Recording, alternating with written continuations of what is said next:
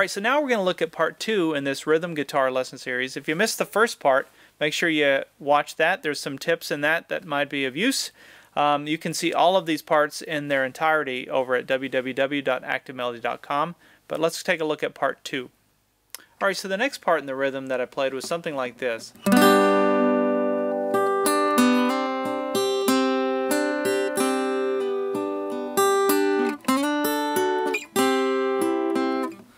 And what I'm doing there is, I love doing this, by the way. This is something I do all the time when I'm playing rhythm, especially on electric guitar. But it's introducing that kind of that sus chord thing and picking the notes out of the chord. It just sounds really cool.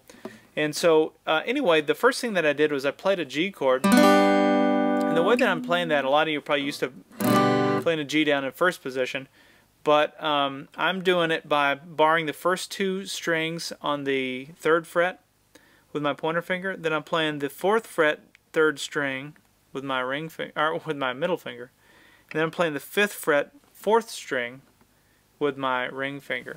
I'm just playing those top 4 strings. This is all you really need to do. You don't have to do a full bar chord. You could, but you don't have to. And the reason that I did that was because I was playing that, and it was just easier for me to grab 4 strings to get into position for that. So after that, after just kind of brushing that, then I'm going to use a combination, again, sort of a hybrid picking thing. Now watch what I'm doing here. I'm going to keep this chord. That stays locked down. So that's easy. We're not worried so much about the left hand right now.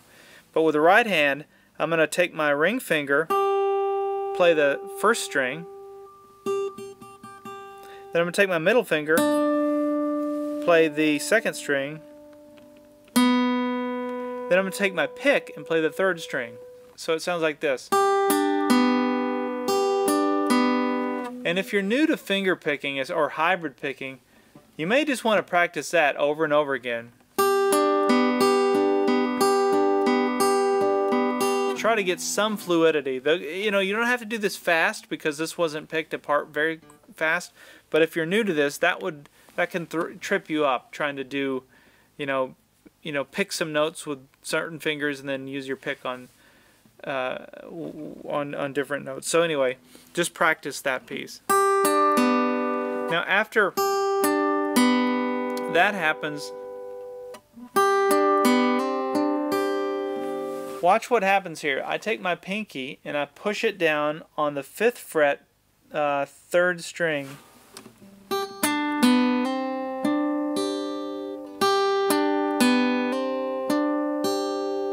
So I go down, I go 1, these are the strings, 1, 2, 3, hammer on to the 3rd string. Middle finger on string 2, and then ring finger back on string 1. So here it is slowly. And that just having that open sus chord ring, really it's great because it completes the you don't have to do anything else. You can just let that ring out. And the rhythm just keeps playing right underneath, and it sounds great. And you've heard the expression "less is more," and this is sort of a good testament of that.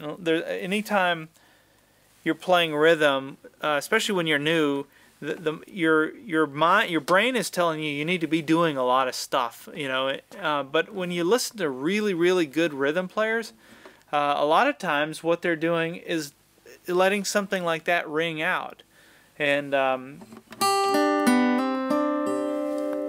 letting the chords change underneath it, and just ending with that. And sometimes that's more powerful to the ear than trying to do some heavy strum thing, So less is more with rhythm as well. Most people don't think that. They think your right hand's really got to be doing something when you're playing rhythm, and it's not the case. Not always, anyway. Depends on the style. Okay, so after I played that, then I repeated it and went strings 3, 2, 1 again. So slowly it's like this. There's this first strum, then I went.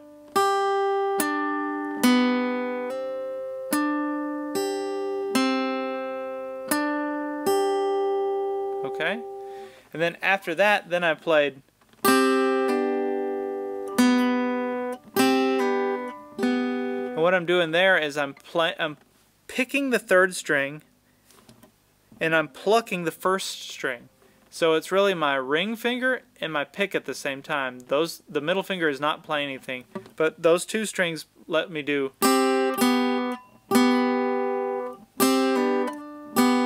And what I'm doing is I keep that pinky down for the first time, then I do a pull off with my pinky. Do you hear it? You can see when I release it, or you can hear when I release it. Okay, and I just kind of played that twice. So let me back up and do that whole part.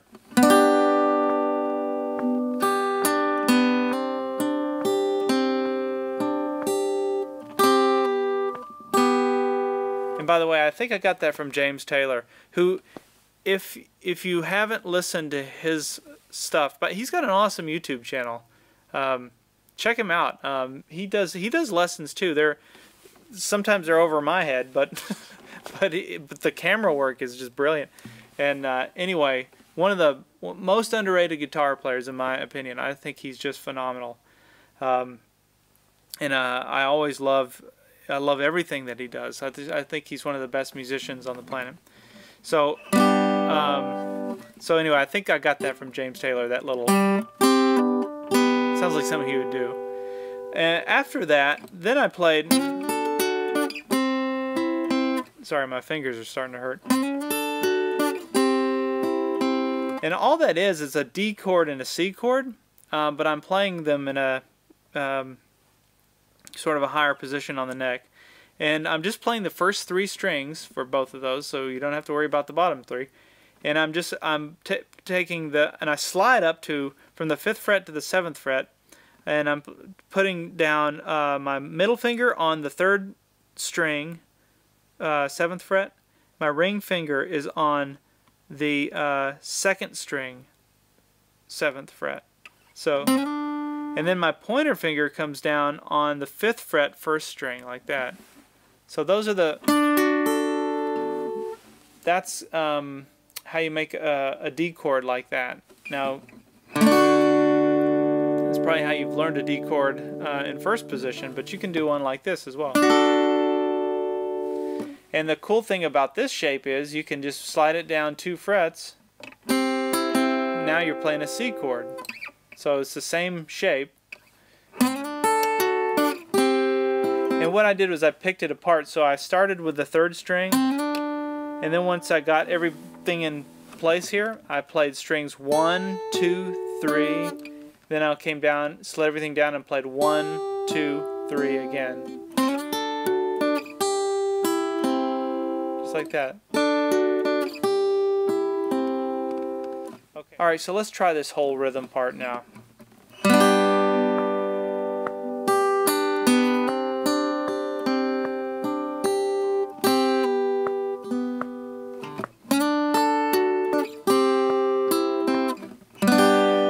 Well, that's all I have for this part in the Rhythm Guitar Lesson Series, so thank you for watching.